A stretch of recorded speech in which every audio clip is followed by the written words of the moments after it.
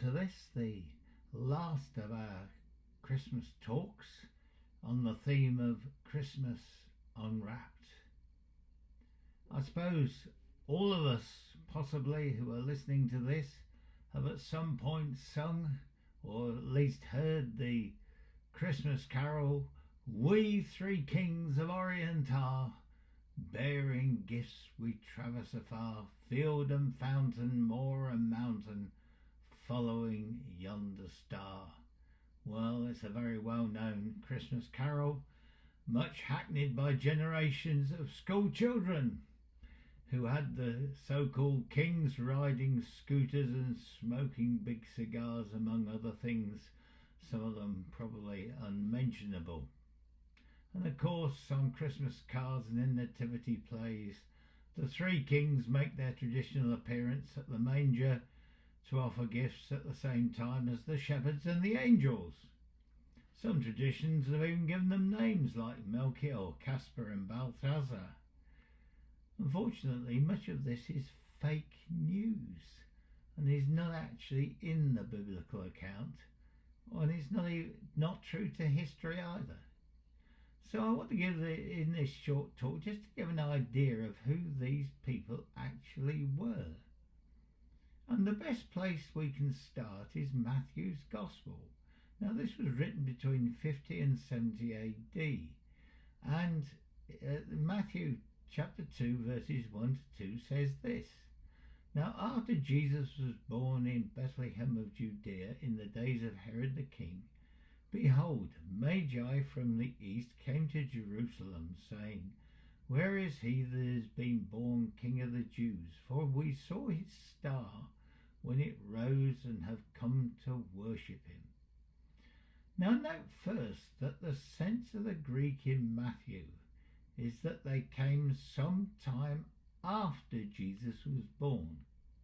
He was no longer the baby in the manger described by Luke.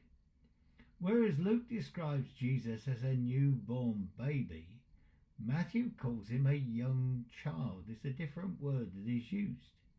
Just how old Jesus was is unknown, but it's significant that Herod killed every boy under 2 years old in his notorious massacre that took place afterwards. So we can say that Jesus was anywhere between 0 and under 2 years old, and possibly, as Herod usually allowed plenty of leeway for his atrocities, we can say that Jesus was a young child of possibly about 6 months to a year old.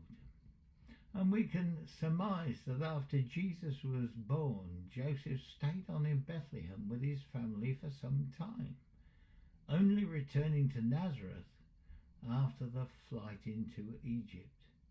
The Gospel writers Matthew and Luke do not contradict, as some have supposed, but give us complementary accounts of events surrounding the birth of Jesus. Now, from Matthew's account, we can note three things about these mysterious people that he calls Magi. They were from the east, Matthew 2 verse 1. They came to pay homage to a new king after seeing a star, and also they brought gifts of gold, frankincense and myrrh. Now, it's noteworthy that nowhere in the biblical text tell us the number of Magi who came. They bought 3 gifts, but it doesn't tell us how many there were of them, but nor that they came from a great distance, nor were they kings. Matthew calls them Magi, which is a word generally used for wise men. So, who were these people? One theory is they were a group of astrologers or astronomers from Persia, whose ancient Babylonian training was passed down from one generation to another. So, is it too much to speculate that they may have been familiar with Daniel's prophecy of the 70 weeks from Daniel chapter 9, and therefore knew the time of the Messiah's birth was close, and therefore linked it to the appearance of the star.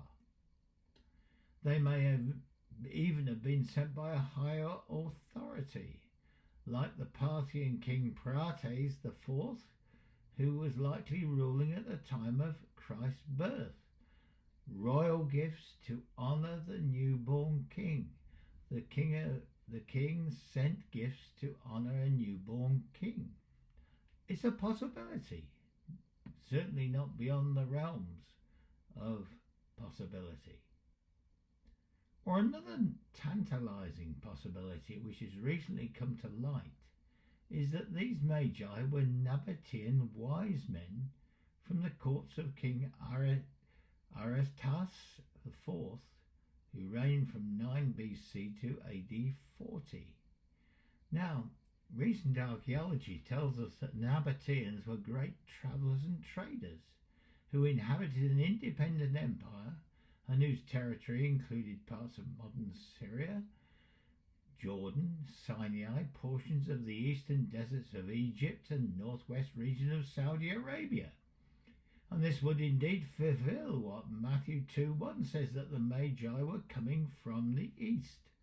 And these Nabateans were renowned traders. In particular, they controlled the flow of the incredibly valuable trade in frankincense and myrrh. And of course the trade brought in plenty of gold. And there were also long-standing political ties between the Nabatean court and King Herod, which fits the fact that the wise men show up at Herod's court asking about the child, and although the court is disturbed about the news they bring, it doesn't appear to be disturbed about the wise men. Hence, Nabatean Magi would certainly tick all the boxes in Matthew's account. They were from the east. As desert navigators, they would have intimate knowledge of the movement of the planets and stars. And of course, they had ready access to the expensive gifts of gold, frankincense and myrrh they brought to Jesus. Moreover, the link with Herod makes it likely they would go to his palace in Jerusalem to ask after the newborn king, and they were received. Of course, none of this can be proved, but what we are saying is neither of these suggestions we've made is beyond the realm of possibility, and in fact it becomes quite reasonable when one looks at the history of the ancient Middle East. An interesting point is that the historian Bethany Hughes mentioned the Nabateans as possibilities for the Magi in a recent television documentary about the civilization. Now, I'm not saying that because Bethany Hughes mentioned them as a possibility that proves it, not at all. But the fact is that even secular historians are saying, well, that could fit the bill. And neither possibility we've mentioned is so ridiculous than people who say that Matthew just made the story up in an effort to fit prophecy. The idea that a first century Jew would make a story like this up, of heathen astrologers coming to worship a Jewish Messiah, is utterly preposterous, unless the story happens to be true. But you see, when set against what is now known about the historical backdrop of the ancient Near East, Matthew's story of the Magi coming to pay homage to the newborn king has all the hallmarks of authenticity. Magi were not, as once thought, mystical creatures, but they were real people whose history stretched back deep into antiquity and were given a title Magos to denote special knowledge and wisdom. These men, however many there were, became the first Gentiles to come and worship the Jewish Messiah, the first Gentiles of what was to be a worldwide harvest. And not just that, but their valuable gifts, whatever their spiritual significance of gold, frankincense and myrrh, provided the poverty-stricken couple of Mary and Joseph with the means to live in a foreign land after their flight into Egypt. And the question for us is, are we going to join the Magi and worship the Messiah, who is now not a vulnerable child, but King of Kings and Lord of Lords, and who offers salvation to us all. So can I close by wishing everyone listening a very happy and blessed Christmas.